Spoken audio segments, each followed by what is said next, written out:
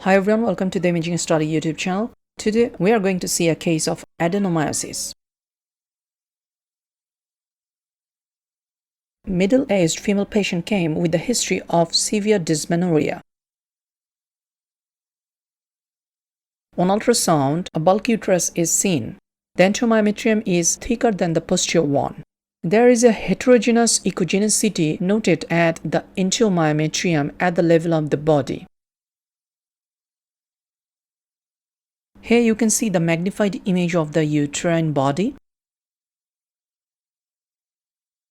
You can also see the anterior is quite larger than the posterior one. This is the heterogeneous area at the anterior. On real time, you can see the bulky uterus with heterogeneously enlarged anterior, suggesting adenomyosis.